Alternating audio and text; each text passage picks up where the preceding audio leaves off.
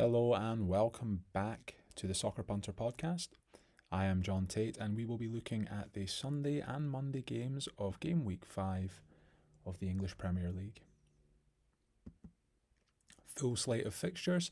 Previous podcast covered the 7 Saturday games, so today we're going to look at the 2 games on Sunday, the 1 game on Monday, and we'll start off at the Vitality with Bournemouth v Chelsea, 2 teams under new management and far from the finished article. For Bournemouth, it's been a difficult start. They are trying to implement a new playing style, very different from the previous 2 managers, so that will take time under Andoni Iraola, but we are seeing early signs of that new style, particularly in the high press. And as we can see here, 2 wins, 2 losses, 2 draws, 2 losses, over 1 expected goal in 3 out of the 4 games. Not very good against Spurs at all. I thought Spurs managed the game rather well, but they were pretty poor going forward. The XG against column doesn't make for a good reading though. With that high press, with that higher line, they're definitely leaving themselves more susceptible to attacks. And I believe Bournemouth are the second worst team in terms of allowing shots against. I think they've had 60 shots against, and only Sheffield United with 61 have a worse record than that. Looking at their own stats here, their shots have been fairly high as well, 11 or more in every game. Shots on target, 3, 5, 5, 5. High number of fouls, particularly in the last 3 games, 13 and above. Offside at least once in their last 3 games. Corner numbers, pretty steady, 14, 12, 8 and 7. Very high throw-in numbers, which I find interesting. Definitely something we could consider adding to a same game parlay. And as you can see there, we've also got 1 or more yellow cards in all 4 games so far. Chelsea, it's been a difficult start for them. Kind of the same old issues coming to the surface. Plenty of possession, plenty of shots, not enough of those shots hitting the back of the net. I thought they looked pretty good against Liverpool on the opening day. Since then, they struggled to convert against West Ham. XG suggests they were unlucky not to get something out of it, but still, brushed aside Premier League new boys Luton, as expected, you would say, and then a really disappointing loss to Forest at Stamford Bridge right before the international break. Shots data, as I said, take away that Liverpool game, you're looking at high teens into low 20s every single game. It's finding the net that's been the problem. Offsides, multiple offsides in 3 out of their 4 games. Corner numbers, 8, 12, 10 and 7. High throw-in numbers are fairly high anyway, 13 and up. Multiple yellow cards in all 4 games so far. It's just some notes that I've taken here. I do think there'll be over 1.5 match goals. I actually think there'll be even more than that. I think Bournemouth can get some shots away. Chelsea are playing in a way that does allow teams to get opportunities in front of their goal. I think Bournemouth see at least 1 offside here. I do think there's going to be a good number of match corners in this one. Over 6.5 has hit in all 8 games between these 2 sides already. Both teams to be carded, and then I think Bournemouth pick up more than the 1 card here. Chelsea should be able to get a good amount of shots away themselves, as well as an offside. And there's the match goals, match corners and cards angle we've already touched upon, which leads me to a couple of selections here. We've got both teams to score, yes, over 2 goals, and I'm adding Antoine Semenyo for at least 1 shot in the game. He's actually hit 2 shots in all 4 games this season so far, and that is despite the first game of the season he started on the bench. So his shot numbers have been pretty high under Iraola, and while that is a backable price, I'm going to continue to get onto that market.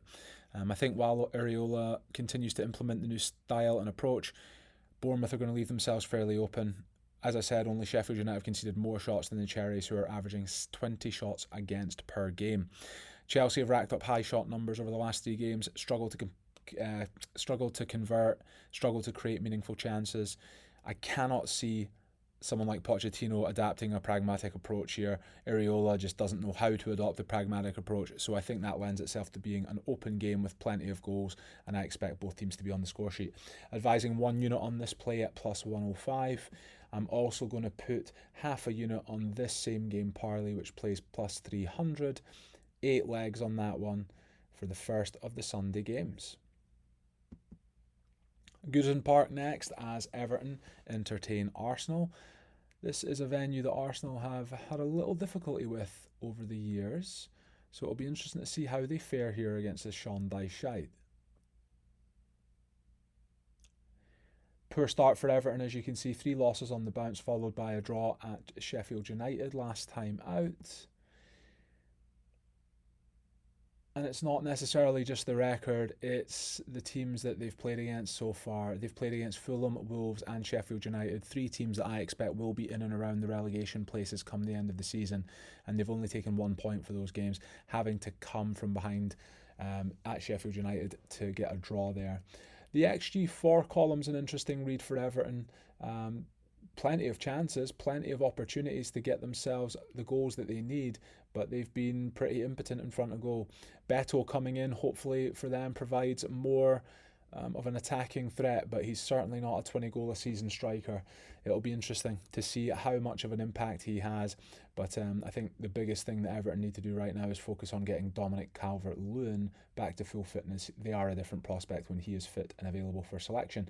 The conceded column there, as you can see, conceded at least 1 goal in every game so far, actually averaging out at 2 goals per game, and the XG data does back that up. Their shot numbers have been fairly decent, certainly against Fulham, Wolves, Sheffield United. As you can see there, the away game against Aston Villa, coming up against a team that is aiming for top 6, that's where they struggled the most. Arsenal are even a step above Aston Villa, so this could be a particularly difficult game for Everton. Fouls data, 10 or more every single game, as expected. 1 or more offsides in every game so far. Corner numbers fairly steady there, 14, 13, 7 and 10. Interestingly, the 7 were all for them, while they kept Wolves from getting even a single one. Throw-ins very high as well, 15 or more, actually ranging from 15 to 27. Didn't pick up a yellow card on the opening day against Fulham. Since then, they've picked up multiple yellow cards in all 3 games. The Gunners, decent start from them, certainly in terms of points accumulation. Performances, they've certainly not hit top gear yet. They looked very good against Manchester United before the international break, I thought. But before that, performances against Forest, Palace and Fulham, unconvincing, gifted a few goals to their opposition. But now that the whole Gabriel transfer speculation is behind them, and they've got the likes of Zinchenko back available for selection, I think they can abandon the Thomas Partey at the inverted right back experiment. It wasn't working. He is going to be a much more effective player for them, playing alongside Declan Rice in the centre of midfield. Goals data here, multiple goals in 3 of the 4. Those multiple goals did come at home against Palace. They did enough to get more than 1, but of course they did play a portion of that game with 10 men.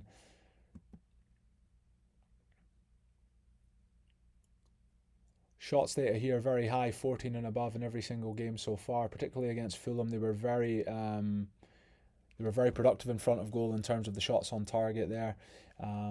Offsides at least twice in every game so far, so that's something we can look to take advantage of. Their corner numbers have been very consistent in terms of the corners for there. Overall, they've had 11, 9, 11 and 15 in their games, with the Gunners hitting 8 or more in each of the 4. Yellow cards, only the Fulham game, they stayed out of the book, but overall that's 5 yellows and 1 red over the opening 4 games. So just some notes here. I do think Everton will set up to frustrate Arsenal. They are going to try and make sure that Arsenal don't win the game first and foremost, and they'll try and nick something out of it from set pieces and perhaps breakaways. So under 4.5 match goals, I think Everton can get the shots away. They've managed this number in every game so far. I think they can manage it against Arsenal. I think there'll be an offside, at least 1 for Everton. I think the match corners will continue to be high, with both teams likely contributing to that. Throwing numbers for Everton, they've been high thus far, so we're going to try and keep that going. Both teams to be carded, and I think Everton get more than the 1 card here. And only thing to add to that, from an Arsenal specific perspective is the over 10.5 free kicks. Everton, as we looked at earlier, they are putting out high foul numbers, so I think that will continue against this Arsenal side, who they'll look to bully and frustrate. Came up with this one. This is an interesting one. Everton have only scored 2 or more goals at Goodison Park just once in their last 20 home games. That means in their last 20 home games, they've scored either 0 or 1 goals and only got more than 1 goal on 1 occasion, which is just incredible. In their games against top 10 finishers last season, they won just twice, scored 7 goals and conceded 19. Going back to the start of last season, Arsenal have scored 36 goals in their last 20 away games, which is an average of 1.8. They've certainly got the firepower here to pile on the misery for Everton. Minus 105, advising 1 unit. Also going to go with this same game parlay, priced at plus 320. 8 legs on this one as well.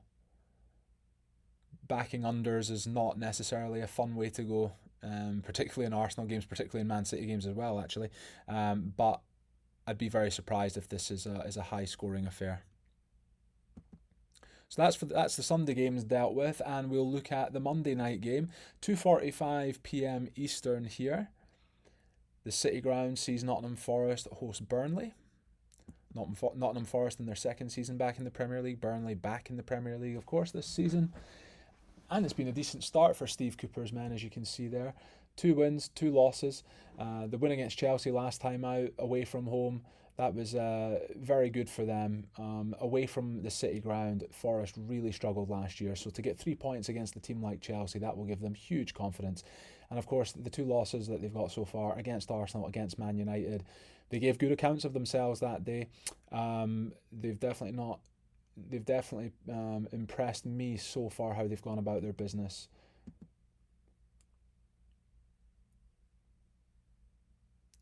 As you can see there, over 1 expected goal in 3 out of the 4 games, and against Chelsea, just the 0.76, but they won't care. They got the one thing that mattered, which was the goal. They have conceded a few goals. The XG, especially against Manchester United and Chelsea, a little troubling there, but against Burnley, they should be able to keep it tighter, and they have got a very good record at the City Ground. This is shot data is kind of unsurprising.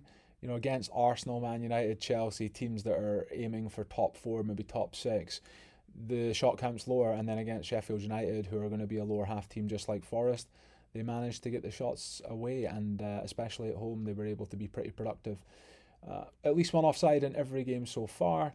Corner numbers, 11, 13, 14, and just 7. Didn't hit any against Chelsea. Throwing numbers have been fairly decent, 12 to 30 there, a bit of a range. Multiple yellow cards in each game so far, and they have had the 1 red against United.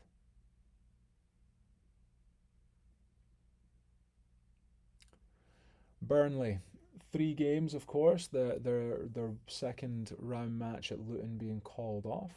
So they've played 3 games, but it's been 3 losses for Vincent Kompany's men. They are having to adapt to a new playing style, the style that won them the championship, that open, attacking, free-flowing football that we all enjoyed so much last year. That's just not the way that they're going to survive in the Premier League. So they're going through a bit of a transition in terms of style. That is obviously going to take time to bed in. As we can see here, they've conceded 11 goals in 3 games, which is a little worrying, but we should see improvement along the way. And I would imagine against an opponent like Nottingham Forest, they'll be looking at this fixture as one that they can get something out of. The XG against column there is probably the most worrying. Yes, they've played Man City, Villa and Spurs, who are all teams that are vying for top 6 at least, but they've conceded over 2 expected goals in all 3 of those games so far. They need to tighten up.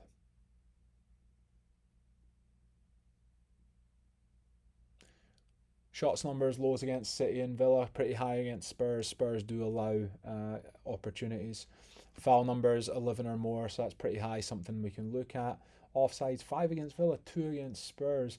In the games where they've had a little bit more of the ball, they've strayed offside on occasion, on more than 1 occasion, should I say. So that's something we can perhaps take advantage of. Man City you can almost write off because they really didn't have a lot of the ball in that game at all, and it took them a long time to get going. Corner numbers have been pretty consistent there. 11 in the first game, then 10, then 11 again. Throwing numbers, despite the opposition, pretty high, 14 and above. Multiple yellow cards against Villa and Spurs, and then the one red against Man City on the opening day. Some notes here. I do think there's goals in this game. I'd be very surprised if Forest don't score. I think Burnley can contribute, but this could be a game where Forest get a couple themselves and go out and get another 3 points at the City ground. I think Forest will continue to get plenty of shots away, at least one offside for them, plenty of match corners, plenty of throw-ins, and I think both teams are going to view this as an opportunity to pick up points, and this could be a bit of a Monday night scrap, so I'm going to go with 2 cards for each team. The match goals, the match corners, and the cards all touched upon on Burnley's notes here. I will say that Forest, the foul numbers have been high, not only this season but also last season, so I'm going to add 10.5 free kicks to Burnley. And that leads me to a couple of selections. We've got Forest or tie, double chance there, and both teams to score pays out at plus 115. I'm going to be having a unit on that. Since October last year, Forest have only lost 2 out of 16 games at the City ground, and those losses came against Newcastle and Man United, who both finished in the top 4. They lost just once at home to a bottom half side all of last season and have only failed to score in 2 of their last 20 games in front of their own support. They've kept just 6 clean sheets in those 20 games, so Burnley should get opportunities here. Especially when you consider Burnley have only failed to score in 5 of their last 49 league games, which is quite a stat. Yes, they played last year in the Championship, but top of the Championship, for example, to middle to bottom of Premier League, particularly a club like Forest who are only in their 2nd season back in the Premier League, I'm not thinking there's that much of a gap. I think Burnley can get something out of this match. I'm also having half a unit on this same game parlay, biggest price of the weekend at plus 400. There is 7 legs on this one, and because it's filled with goals and cards, it should be hopefully an entertaining affair and a fun bet to cheer along. And that is it for this week's picks and predictions from the Soccer Punter Premier League podcast.